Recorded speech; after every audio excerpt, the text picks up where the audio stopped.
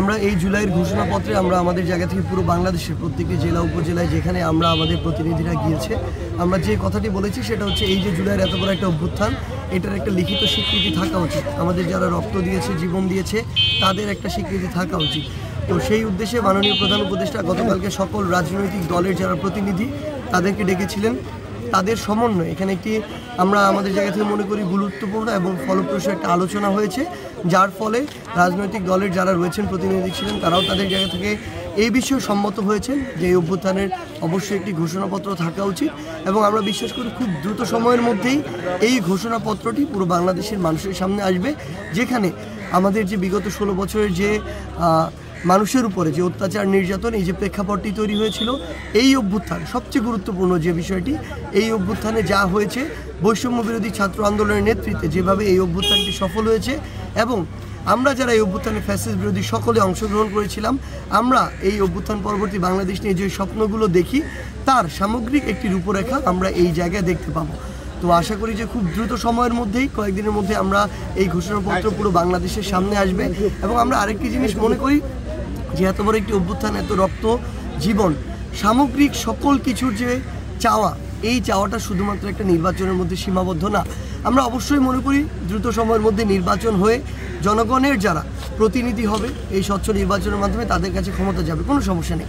কিন্তু এটা তো এক কথায় অবাস্তব এবং অসম্ভব যে 6 মাসের মধ্যে নতুন একটি ভোটার তালিকা হালনাগাদ করা, 6 মাসের মধ্যে নির্বাচন কমিশনকে ঠিক করা, বিচার ব্যবস্থার সংস্কার করা, আইন শৃঙ্খলা রক্ষাকারী বাহিনীকে তাদের অ্যাকচুয়াল যে ভূমিকা সেই জায়গায় ফিরিয়ে আনা, এটা এক কথা অসম্ভব। তো সেই জায়গায় আমরা যেটি মনে করি যে অন্তর্বর্তীকালীন সরকার যেটি বলেছিলেন তাদের জায়গা থেকে যে 26-এর মাঝামাঝির পূর্বে তারা কিন্তু একদম খুব অল্প সময় দিয়েছেন। আপনি দেখেন 26-এর মাঝামাঝির পূর্ব মানে কিন্তু অভ্যুত্থানে 2 বছর হচ্ছে না, 1 বছর 9 মাসের মতো। তো সেই জায়গায় আমরা মনে করি সেটা হোক কিংবা তার যদি 2-4 মাস আগেও তারা মনে করে যৌক্তিক সময়। আমরা আরেকটা শুনলাম যে বলা হচ্ছিল যে 25শে ডিসেম্বর বা 26শে জানুয়ারি এই উইন্টারের মধ্যে এটি হবে। সো যেটি যৌক্তিক হবে আমরা সেটিতে কখনো দ্বিমত করব না, কিন্তু যদি এটা বলা হয় যে এবছরের জুন, এটা আমাদের কাছে সম্পূর্ণ অযৌক্তিক। তো সেই জায়গায় আমরা মনে করি যে একটা স্বচ্ছ নির্বাচনের জন্য কিন্তু এই প্রতিষ্ঠানগুলো নির্বাচন কমিশন, বিচার বিভাগ, আইন শৃঙ্খলা রক্ষাকারী বাহিনী তাদের একটা গুরুত্বপূর্ণ সংস্কার প্রয়োজন। তো সেই জায়গা থেকে সংস্কারগুলো হওয়ার পরপরই আমাদের যদি আমরা নির্বাচনের দিকে যাই তাহলে জনগণের আশা আকাঙ্ক্ষা অনুযায়ী যে একটা নির্বাচন আমরা প্রত্যাশা করছি সেটি হবে বলে আমরা মনে করি। সংস্কার আগে না নির্বাচন আগে? না, এটা কোনোদিন আগে পরে করার আসলে বিষয় না। আমরা মনে করি দুইটা একই দিক থেকে চলবে। যারা এই সংস্কার প্রক্রিয়া নিয়ে কাজ করবে এবং কাজ করছে তারা কি নির্বাচনের জন্য বসে থাকবে? এমন তো না, তারা তাদের সংস্কার প্রক্রিয়া নিয়ে প্রতিদিন কাজ করবে। আবার নির্বাচন কেন্দ্র করে যারা কাজ করছে, নির্বাচন কমিশন, ভোটার তালিকা হালনাগাদ, তারা তাদের জায়গা থেকে কাজ করে যাবে।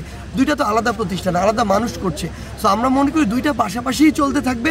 তবে এই দুইটা পাশাপাশি চলে একটা স্বচ্ছ একটা নির্বাচনের জন্য যে সময়টুকু দরকার ওই সময়টুকু দিতে হবে। আগামী 6 মাস কোনোদিন এটার ক্ষেত্রে যৌক্তিক সময় হতে পারে না।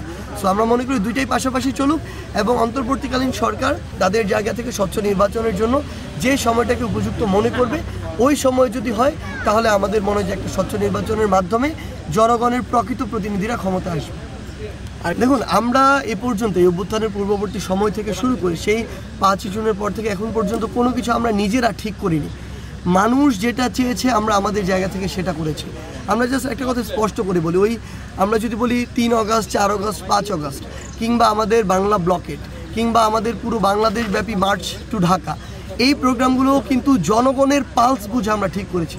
সো একইভাবে প্রত্যেকটা জায়গায় বাংলাদেশের মানুষের ভিতর এখন একটা নতুন জিনিস এসেছে যে যেই তরুণরা সাহসিকতার সাথে নেতৃত্ব দিয়ে এত বড় একটা অভ্যুত্থান ঘটিয়েছে, যেই অভ্যুত্থান বিগত 16 বছরে অন্যান্য রাজনৈতিক দলগুলো কিন্তু ঘটাতে পারেনি, এটা স্বীকার করার বিন্দুমাত্র কোনো সুযোগ নেই। তাহলে ওই তরুণদের এইটুকু সক্ষমতা আছে যে তারা কোনো একটা নির্দিষ্ট জায়গা থেকে জনগণের প্রতিনিধিত্ব করবে।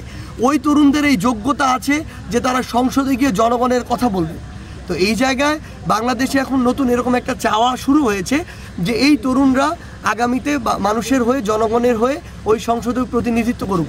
সেই জায়গায় পঞ্চগড়ের মানুষ যদি তাদের জায়গা থেকে এটা মনে করে যে আমি বা অন্য যে কেউ নতুন প্রজন্মের যে কেউ একজন সংসদে তাদের প্রতিনিধিত্ব করতে পারে, তাহলে আমি মনে করি সেটা আমার ক্ষেত্রে নয়, অন্য কেউ যদি হয় তাদেরও এই দায়িত্বটা নেওয়া উচিত। জনগণ যদি চায় তাহলে আমরা মনে করি এই দায়িত্বটা একটা আমানত এবং অবশ্যই আমাদের এই দায়িত্বটা নিয়ে জনগণের কথা ওই সংসদে গিয়ে বলা উচিত। জনগণের কথা শুনে তাদের কথা অনুযায়ী কাজ করা উচিত।